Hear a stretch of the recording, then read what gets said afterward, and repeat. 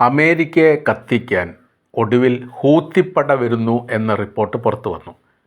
ഏറെക്കുറെ ഇപ്പോഴത്തെ യുദ്ധവുമായിട്ട് ബന്ധപ്പെട്ട് സൈലൻ്റ് ആയിരുന്നു ഹൂത്തികൾ. മൂന്നാമത്തെ ആഴ്ചയിലേക്ക് കയറിയിരിക്കുന്ന ഇസ്രായേൽ ഇറാൻ സംഘർഷവുമായി ബന്ധപ്പെട്ട് ഹൂത്തികളുടെ ഒരു ഇടപെടലുകളും ഇതുവരെ കണ്ടിട്ടില്ല. ഏറെക്കുറെ അവർ നിശ്ചലമായിരിക്കുന്ന സ്ഥിതിയായിരുന്നു. എന്നാൽ ഇറാനോടൊപ്പം ഒറ്റപ്പെട്ട ആക്രമണങ്ങൾ ഇസ്രായേലിന് നേരെ നടന്നിട്ടുണ്ട് എന്ന റിപ്പോർട്ട് ചില മീഡിയകളിൽ കാണാൻ വേണ്ടി സാധിച്ചു. ഒരുമിച്ചുള്ള കൂട്ടായ ആക്രമണത്തോടൊപ്പം ഹൂത്തികളും ഇസ്രായേലിലേക്ക് മിസൈലുകൾ വിട്ട് തങ്ങളുടേതായിരിക്കുന്ന പങ്ക് അല്ലെങ്കിൽ കടമ നിർവഹിച്ചിട്ടുണ്ട് എന്നാണ് ആ മീഡിയയിൽ കാണാൻ വേണ്ടി സാധിക്കുന്നത്. ഇപ്പോൾ കുറച്ചുകൂടി യുദ്ധത്തിൻ്റെ രൂക്ഷതയും തീവ്രതയും കഠിനമായപ്പോൾ അമേരിക്കക്ക് വലിയ രീതിയിലുള്ള ആഘാതമുണ്ടാക്കാൻ ഹൂത്തികൾ തയ്യാറായിരിക്കുകയാണ്. രണ്ട് മേഖല കേന്ദ്രീകരിച്ചുകൊണ്ട് ആക്രമണത്തിന് സാധ്യതകളുണ്ട് എന്നാണ് വിലയിരുത്തുന്നത്. ഒന്ന്, അവരുടെ അധീനതയിലുള്ള ചെങ്കടൽ ദേശം. രണ്ടാമത്തേത്, ഹോർമൂസ് കടലിൽ ഇറാനെ സഹായിക്കുക. ഏത് തരത്തിലുള്ള സഹായമാണ് ഉണ്ടാവുക എന്ന് പറയാൻ പറ്റില്ലെങ്കിലും അവർ ഇത്രയും കാലം ഇസ്രായേൽ ഹൂത്തി സംഘർഷം അവസാനിച്ചതിന് ശേഷം, അഥവാ ഒന്നാം ഘട്ട ഗസ ഇസ്രായേൽ കരാർ വ്യവസ്ഥ വന്നതോടുകൂടി അവർ സൈലൻ്റ് ആയിരുന്നു. അല്ലെങ്കിൽ അവർ ആ യുദ്ധവുമായിട്ട് ബന്ധപ്പെട്ട കാര്യത്തിൽ പിന്നീട് ഇടപെടൽ നടത്തിയിട്ടില്ല. പിന്നെ ഒരു രാജ്യം ഇടപെടൽ നടത്തിയിട്ടില്ല. പിന്നെ അവർ കരാർ നിത്യേന ഇസ്രായേൽ സാധാരണ ലംഘിക്കുന്ന പോലെ ലംഘിച്ചു പോരുക എന്ന് മാത്രമാണ് ചെയ്തത്. അതിനുശേഷമുള്ള ആ ഒരു നീണ്ട കാലാവധിയിൽ ഒരു മഹായുദ്ധം ഇറാനുമായിട്ട് ഉണ്ടാകും എന്ന് ഏറെക്കുറെ ഹൂത്തികളും ലെബനാനിലെ ഹിസ്ബുള്ള ഗ്രൂപ്പും ഇറാഖിലെ മിലീഷ്യ വിഭാഗവും ബഹ്റൈനിലുള്ള മിലീഷ്യ വിഭാഗവും അടക്കം എല്ലാവരും ഏറെക്കുറെ മനസ്സിലാക്കിയതാണ്. കാര്യമെന്ന് പറഞ്ഞാൽ ഇസ്രായേലിൻ്റെ സ്വഭാവവും അമേരിക്കയുടെ ഇടപെടലും സാമ്പത്തികമായിരിക്കുന്ന മിഡിൽ ഈസ്റ്റിലുള്ള സ്വാധീനങ്ങളും എല്ലാം ഒരു യുദ്ധത്തിലേക്ക് നയിക്കുമെന്നുള്ളതും സ്വാധീനമുണ്ടാക്കാൻ വേണ്ടി അമേരിക്ക ഏത് അറ്റം വരെ പോകുമെന്നുള്ളതും കൃത്യമായ രീതിയിൽ രാഷ്ട്രീയം പഠിക്കുന്ന അല്ലെങ്കിൽ അമേരിക്കയെക്കുറിച്ച് പഠിക്കുന്ന വ്യക്തികൾക്ക് അറിയാവുന്നതാണ്.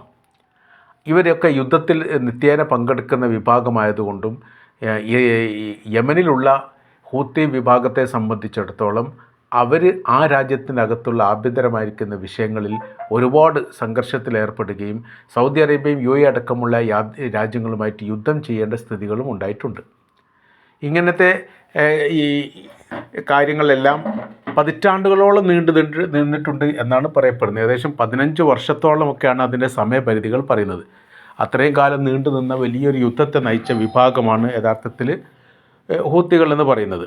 ഇപ്പോൾ അവർ ആയുധ ശേഖരണങ്ങളും സൈനിക പ്രാക്ടീസുകളും ശേഖരിക്കപ്പെട്ട ആയുധങ്ങളുടെ സംരക്ഷണവും പൂർണ്ണമായ രീതിയിൽ ഉറപ്പുവരുത്തിയതിന് ശേഷം ഇനി അമേരിക്കയുമായിട്ട് ഇറാനെ സഹായിക്കാൻ വേണ്ടി ഒരു തുറന്ന യുദ്ധത്തിന് തയ്യാറെടുക്കുന്നു എന്ന് പറയുന്ന സമയത്ത് അതൊരു നിസ്സാരമായിരിക്കുന്ന രീതിയായിട്ട് അവസാനിക്കില്ല.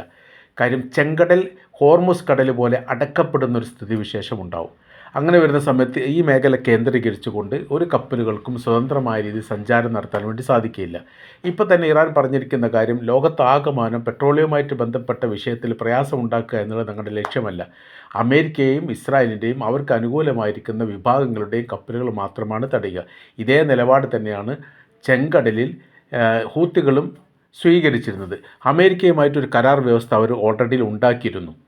അത് ഉണ്ടാക്കിയെന്ന് പറയുന്ന സമയത്ത് അമേരിക്ക തന്നെ മുൻകൈ എടുത്തിട്ടാണ് അവരുടെ കപ്പലിന് നേരെ നിരന്തരം ആക്രമണം നടത്തുകയും വലിയ നാശനഷ്ടങ്ങൾ ചെങ്കടലുമായിട്ട് ബന്ധപ്പെട്ട് അമേരിക്കക്ക് ഉണ്ടാക്കുകയും അതോടൊപ്പം തന്നെ ബ്രിട്ടീഷുകാർ ബ്രിട്ടൻ്റെ കപ്പലും നേവി പടയും അവിടുന്ന് പിന്മാറുകയും ചെയ്തു. തങ്ങൾക്ക് ഇതിനോട് താല്പര്യമില്ലെന്നും ഇതൊരു ലക്ഷ്യത്തിലെത്തുകയോ വിജയിക്കാനോ സാധിക്കുകയില്ല എന്ന് മനസ്സിലാക്കിയതിൻ്റെ അടിസ്ഥാനത്തിൽ അമേരിക്കയിൽ നിന്ന് വേർപിരിഞ്ഞുകൊണ്ട് ബ്രിട്ടൻ മാറി നിന്നു.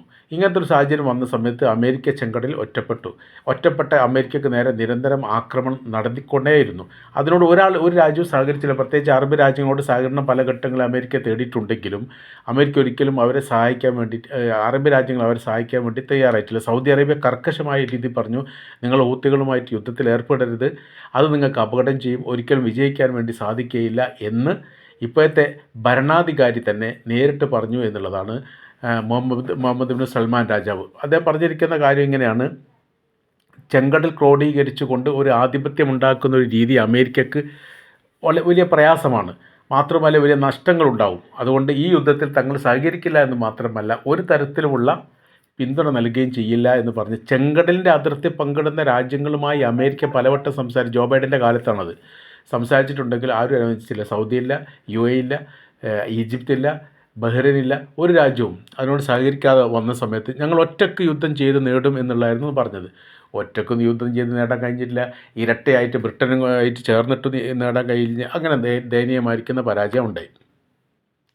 അപ്പോൾ ആ പരാജയം പിന്നീട് ഒരു കരാർ വ്യവസ്ഥയിലോടുകൂടി അവസാനിപ്പിക്കുന്ന ഒരു സ്ഥിതിയാണ് ഉണ്ടായത്. അങ്ങനെ ഹൂത്തികളുമായി അമേരിക്ക ചരിത്രത്തിലാദ്യമായി ഒരു കരാർ ഉണ്ടാക്കുന്നു. ഹൂത്തികൾ എവിടെ കിടക്കുന്നു, അമേരിക്ക എവിടെ കിടക്കുന്നു. വൻ ശക്തിയായിരിക്കുന്ന അമേരിക്ക ഹൂത്തി എന്ന് പറയുന്ന ഒരു പ്രോക്സി വിഭാഗത്തിൻ്റെ സൈനിക വിഭാഗവുമായിട്ട് ഒമാൻ്റെ നേതൃത്വത്തിൽ ഒരു കരാർ ഉണ്ടാക്കിയിട്ട് ആ യുദ്ധം അവസാനിപ്പിച്ച് പതുക്കെ തടി ഊരുകയാണ് ചെയ്തത്. പിന്നീട് അതിന് ശേഷം ഈ മേഖലയിൽ ഏറെക്കുറെ സ്വതന്ത്രമായ രീതിയിലുള്ള യാത്ര, അതായത് അമേരിക്കയുമായിട്ട് ബന്ധപ്പെട്ട വിഷയങ്ങളൊന്നുമില്ല. പിന്നെ ഇവിടെ ഗസയുമായിട്ട് ബന്ധപ്പെട്ട വിഷയങ്ങൾ ഏറെക്കുറെ ഒരു കരാർ വ്യവസ്ഥയോടുകൂടി അവസാനിക്കുകയും ചെയ്തതോടുകൂടി പിന്നെ പ്രത്യേകിച്ച് റോളൊന്നും ഇല്ലായിരുന്നു. ഹൂത്തികൾക്കും റോളില്ലായിരുന്നു. അങ്ങനെ അവിടെ സഞ്ചാരപാത വളരെ കൃത്യമായ രീതിയിൽ പോയിക്കൊണ്ടിരിക്കുന്ന സമയത്താണ് പിന്നീട് ഇറാന് നേരെ ഇസ്രായേലിൻ്റെ ആക്രമണം ഉണ്ടായി. ഇറാൻ്റെ നേരെ ഇസ്രായേലിൻ്റെ ആക്രമണം എന്ന് പറഞ്ഞാൽ ഇറാൻ്റെ പ്രോക്സിയാണ് ഹൂത്തി വിഭാഗം. അവരാണ് ആയുധവും പ്രാക്ടിക്കലും സാമ്പത്തികപരമായ സഹായങ്ങളൊക്കെ നൽകുന്നത്. അതുകൊണ്ട് തന്നെ ഇറാൻ എന്തൊരു മുറിവ് പറ്റിയാലും അല്ലെങ്കിൽ ഇറാന് നേരെ എന്തൊരു വിഷയം ഉണ്ടായാലും അതിൽ വൈകാരികമായി ഇടപെടുന്ന ഷിയ മിലീഷ്യ വിഭാഗമാണ് ഹൂത്തികൾ. അതുകൊണ്ട് ഒരു വിഭാഗമാണ്, ഒരു സംഘമാണ്, ഒരു സാമുദായിക വിഭാഗമാണ് എന്നതിനാൽ അവർക്ക് അതിൻ്റേതായിരിക്കുന്ന ഇടപെടൽ നിർബന്ധമായിട്ടും അനിവാര്യമാണ് എന്ന് ചുരുക്കം. ഇപ്പോൾ വന്നിരിക്കുന്ന റിപ്പോർട്ടിൻ്റെ അടിസ്ഥാനത്തിൽ നമ്മൾ പറയുന്ന സമയത്ത് നേരിട്ട് ഇടപെടാൻ വേണ്ടി അല്ലെങ്കിൽ ഈ യുദ്ധത്തിൽ നേരിട്ട് പങ്കാളിത്തം വഹിക്കാൻ വേണ്ടിയിട്ട് ഹൂത്തികൾ കൂടി ഇറങ്ങുന്ന സമയത്ത് വലിയ വിഷയത്തിലേക്ക് അമേരിക്ക എത്തും. അതിന് 2-3 കാര്യങ്ങൾ പറയുന്നുണ്ട്. അതിലൊന്ന്, ലോകാടിസ്ഥാനത്തിൽ ഏകോപനം ഉണ്ടാക്കാൻ വേണ്ടി പല ഘട്ടത്തിലും ഈ യുദ്ധവുമായിട്ട് ബന്ധപ്പെട്ട് അമേരിക്ക ശ്രമിച്ചിട്ട് പരാജയപ്പെട്ടതാണ്. അമേരിക്കയുടെ തൊട്ടടുത്ത് നിൽക്കുന്ന അല്ലെങ്കിൽ ചേർന്ന് എല്ലാ കാര്യത്തിലും നിൽക്കുന്ന യൂറോപ്യൻ രാജ്യങ്ങളോ നാറ്റോ സഖ്യമോ പോലും ഈ കാര്യത്തിൽ സഹകരിക്കുന്നില്ല. മാത്രവുമല്ല, അറേബ്യൻ രാജ്യങ്ങൾക്ക് നിരന്തരം ഇറാൻ ആക്രമണം നടത്തുന്നുണ്ട് എന്നുള്ളത് നമുക്ക് അറിയാവുന്നതാണ്. വലിയ രീതിയിലുള്ള നാശങ്ങളും നഷ്ടങ്ങളും അറേബ്യൻ രാജ്യങ്ങളുടെ പല മേഖലകളും മേഖലകൾ എന്ന് പറയുന്ന സമയത്ത് അമേരിക്കയുടെ സൈനിക ബേസ് കേന്ദ്രീകരിച്ചുകൊണ്ടുള്ള ആക്രമണമാണ് നടക്കുന്നത്. ആ ആക്രമണത്തിൽ ഉണ്ടായിട്ട് പോലും ഇതുവരെ ഏതെങ്കിലും ഒരു അറബ് രാജ്യങ്ങൾ ഇറാനെ ആക്രമിക്കാൻ വേണ്ടി മുതിർന്നിട്ടില്ല. അവർ പ്രതിഷേധിച്ചിട്ടുണ്ട്, അവർ ഇത്തരം കാര്യങ്ങൾ നിർത്തിവെക്കണമെന്ന് പറഞ്ഞിട്ടുണ്ട്, ഇത് മുന്നോട്ട് പോയാൽ വലിയ അപകടം ഉണ്ടാകുമെന്ന് പറഞ്ഞിട്ടുണ്ട്, പല രീതിയിലുള്ള മുന്നറിയിപ്പുകളൊക്കെ നൽകിയിട്ടുണ്ട്. UN സഭയിൽ പ്രമേയം പാസ്സാക്കിയിട്ടുണ്ട്. 15 അംഗ അവിടെ ഈ സമിതിയിൽ 13 പേരും യുദ്ധം അവസാനിപ്പിക്കണമെന്നും ഇറാൻ്റെ നിലപാട് തെറ്റാണെന്നും പറഞ്ഞവരാണ്. അപ്പോൾ അതിൽ 2 പേരാണ് വിട്ടുനിന്നത്, റഷ്യയും ചൈനയും മാത്രം വിട്ടുനിന്നു. 15 അംഗങ്ങളിൽ 13 പേരും അത് അനുകൂലമായി വോട്ട് ചെയ്യും. പിന്നെ UN സഭയെ സംബന്ധിച്ചിടത്തോളം അത് അംഗീകരിക്കാൻ വേണ്ടി UN സഭയിൽ ഒരു പ്രമേയം പാസ്സായി കഴിഞ്ഞാൽ അത് ഇസ്രായേൽ അംഗീകരിക്കില്ല, അമേരിക്ക അംഗീകരിക്കില്ല. പിന്നെന്തിന് ഇറാൻ അംഗീകരിക്കണമെന്നാണ് അവർ ചോദിക്കുന്നത്. ഒരു കൂട്ടർക്ക് മാത്രം അംഗീകരിക്കാനാണോ UN സഭ 2ാം ലോക യുദ്ധത്തിന് ശേഷം സമാധാനപരമായിരിക്കുന്ന വിഷയത്തിൽ ഇടപെടാൻ വേണ്ടിയിട്ട് ഉണ്ടാക്കിയതാണ് UN സഭ എന്ന് പറയുന്നത്.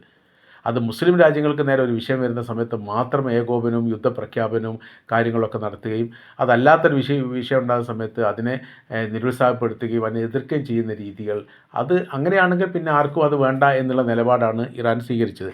അതുകൊണ്ടാണ് അവരുടെ നയങ്ങളുടെയും നിലപാടുകളെയും ഒരിക്കൽ പോലും അംഗീകരിക്കാത്ത ഒരു സ്ഥിതിയിലേക്ക് കാര്യങ്ങൾ പോയത് എന്ന് ചുരുക്കം. ഇപ്പോഴത്തെ നിലവിലെ സാഹചര്യങ്ങൾ നിലനിൽക്കുന്നത് ഈ ഇറാൻ ഏതായാലും UN അംഗീകരിക്കുന്നില്ല. UN അംഗീകരിക്കുന്നില്ല, UN നിലപാട് മറ്റുള്ള രാജ്യങ്ങൾ അംഗീകരിച്ചിട്ട് തങ്ങൾ അംഗീകരിക്കേണ്ട ആവശ്യമില്ല എന്നുള്ളതാണ്. മാത്രമല്ല ഇതിൻ്റെ ഇടയിൽ ഇറാൻ പറഞ്ഞിരിക്കുക വളരെ പ്രധാനമായിരിക്കുന്ന ഒരു കാര്യമുണ്ട്. ഇപ്പോഴത്തെ ഈ ഇസ്രായേലിൻ്റെ മുൻ പ്രധാനമന്ത്രിയായിരിക്കുന്ന ബെഞ്ചമിൻ നെതന്യാഹു 2 പ്രാവശ്യം അന്താരാഷ്ട്ര ക്രിമിനൽ കോടതി അറസ്റ്റ് വാറണ്ട് പുറപ്പെടുവിച്ച വ്യക്തിയാണ്. അവർക്ക് അഭയം നൽകുകയും രക്ഷ നൽകുകയും അവർക്ക് സ്വീകരണം നൽകുകയും ചെയ്ത അമേരിക്കയാണ്. അപ്പോൾ അന്താരാഷ്ട്ര തലത്തിൽ പ്രവർത്തിക്കുന്ന സമാധാന സംഘമായിരിക്കുന്ന UN സഭയാണെങ്കിലും അന്താരാഷ്ട്ര ക്രിമിനൽ കോടതിയാണെങ്കിലും അതിനെ ധിക്കരിക്കുകയും അംഗീകരിക്കാതിരിക്കുകയും ചെയ്യുന്ന ഒരു രാജ്യം നിരന്തരം മാനുഷികപരമായിരിക്കുന്ന പരിഗണന നൽകണം എന്നുള്ളതും ആണവായുധം പോലെയുള്ള സംവിധാന കാര്യങ്ങൾക്ക് വിട്ടുനിൽക്കണമെന്നും അമേരിക്ക പറയുന്നത് എന്ത് യുക്തിയാണ്, എന്ത് ന്യായമാണ് ഉള്ളത് എന്ന ചോദ്യത്തിന് ഇപ്പോഴും അമേരിക്ക മറുപടി നൽകാൻ പറ്റിയിട്ടില്ല. അങ്ങനെ വല്ലാത്തൊരു പ്രതിസന്ധിയിൽ ആണ് ഇപ്പോൾ നിലനിൽക്കുന്നത് അമേരിക്ക തന്നെ. അതിനോടനുബന്ധിച്ചാണ് ഇപ്പോൾ ഹൂത്തികളുടെ രംഗപ്രവേശനവുമായിട്ട് ബന്ധപ്പെട്ട വിഷയങ്ങൾ സജീവമാകുന്നത്. അവർ രംഗപ്രവേശനം ചെയ്യുന്ന സമയത്ത് അതിൻ്റേതായിരിക്കുന്ന ആഘാതങ്ങൾ തീർച്ചയായിട്ടും അമേരിക്ക അനുഭവിക്കേണ്ടി വരും. ചെങ്കടലുമായിട്ട് ബന്ധപ്പെട്ട കാര്യത്തിൽ അവിടെ ഒരു ബ്ലോക്ക് ഉണ്ടാവുകയാണെങ്കിൽ അതിൻ്റേതായിരിക്കുന്ന പ്രത്യാഘാതം അന്താരാഷ്ട്ര വിപണിയിൽ കാണാൻ വേണ്ടി സാധിക്കും. ഹോർമുസിൻ്റെ ബ്ലോക്ക് കാരണമാണ് നമ്മൾ പോലും ഇപ്പോൾ ഗ്യാസുമായിട്ട് ബന്ധപ്പെട്ട വിഷയത്തിലേക്ക് കാര്യങ്ങൾ എത്തുന്നത്. അത് ഒരുപാട് റിസർവ് പെട്രോളിയം കൊടുത്തിട്ടൊക്കെ പരിഹരിക്കാനൊക്കെ പല രീതിയിലുള്ള ശ്രമങ്ങളൊക്കെ നടത്തുന്നുണ്ടെങ്കിൽ പോലും പൂർണ്ണമായ രീതിയിൽ ഹോർമുസ് തുറക്കാതെ അല്ലെങ്കിൽ അവിടുത്തെ സംഘർഷാവസ്ഥ അവസാനിക്കാതെ പ്രശ്നപരിഹാരം ഉണ്ടാവില്ല എന്നുള്ളത് ഏറെക്കുറെ ഉറപ്പാണ്. അപ്പോൾ ഹൂത്തി വിമതരും കൂടി ഈ പക്ഷം ചേരുകയും മറ്റേതെങ്കിലും രാജ്യങ്ങൾ ഉണ്ടോ എന്നുള്ള കാര്യം സംശയിക്കുന്നുണ്ട് എന്നുള്ളതാണ്. കാര്യമെന്ന് പറഞ്ഞാൽ ഈ യുദ്ധത്തിൽ ഇറാൻ ഒറ്റക്കല്ല എന്നുള്ള കാര്യം നമ്മൾ മുമ്പ് പറഞ്ഞതാണ്. ഞങ്ങൾ ഒറ്റക്കല്ല എന്നുള്ളത് ഇറാനും പറഞ്ഞതാണ്. നിങ്ങൾക്ക് സഹായങ്ങളുണ്ടോ എന്ന് ചോദിക്കുക, തീർച്ചയായിട്ടും ഉണ്ട്. ചൈനയും റഷ്യ ഞങ്ങളെ സഹായിക്കുന്നുണ്ടെന്ന് അവർ പറഞ്ഞിട്ടുണ്ട്. ചൈനയുടെ വിദേശകാര്യ സഹമന്ത്രി ഈ വിഷയമായിട്ട് ബന്ധപ്പെട്ട് ഇടപെട്ടുകൊണ്ട് അവരും പറഞ്ഞിട്ടുണ്ട്, ഞങ്ങൾ പക്ഷമില്ലാത്തവരല്ല, ഞങ്ങൾ പക്ഷക്കാരാണ്. അതായത് നിഷ്പക്ഷമല്ല, പക്ഷമുണ്ട്, ഞങ്ങൾ ഇറാൻ പക്ഷമാണ് എന്ന് പറഞ്ഞതിൻ്റെ അർത്ഥം അവർ സഹായിക്കുന്നുണ്ട് എന്ന് തന്നെയാണ്. അപ്പോൾ സർവ്വ മേഖലയിലും ഇറാനോടൊപ്പം ശക്തരായിരിക്കുന്ന രാജ്യങ്ങൾ ചേർന്ന് നിൽക്കുന്ന ഒരു വല്ലാത്ത സാഹചര്യങ്ങളാണ്. ഉക്രൈൻ എങ്ങനെയാണോ അമേരിക്ക സഹായിക്കുന്നത്, സമാനമായ രീതിയിൽ ഇറാനെ റഷ്യയും ചൈനയും സഹായിക്കുന്നുണ്ട് എന്നുള്ളത്. അതുകൊണ്ട് തന്നെയാണ് ഭരണമാറ്റവുമായിട്ട് ബന്ധപ്പെട്ട കാര്യത്തെക്കുറിച്ച് ഇപ്പോൾ ഒന്നും പറയാൻ സാധിക്കാത്ത രീതിയിലേക്ക് അമേരിക്ക എന്ന് പറയുന്ന രാജ്യം ഒറ്റപ്പെട്ടിരിക്കുന്ന ഒരു സ്ഥിതിയാണ് ഇപ്പോൾ നിലവിലുള്ളത്. യുദ്ധത്തിൻ്റെ തീവ്രത ദിവസം കഴിയുന്നതനുസരിച്ച് കൂടുക എന്നല്ലാതെ കുറയുന്നില്ല. അപ്പോൾ ഹൂത്തികൾ കൂടി രംഗപ്രവേശനം ചെയ്യുന്ന സമയത്ത് വലിയ രീതിയിലുള്ള ആഘാതങ്ങൾ അമേരിക്ക അനുഭവിക്കേണ്ടി വരും എന്നുള്ളത് ഏറെക്കുറെ ഉറപ്പാണ്.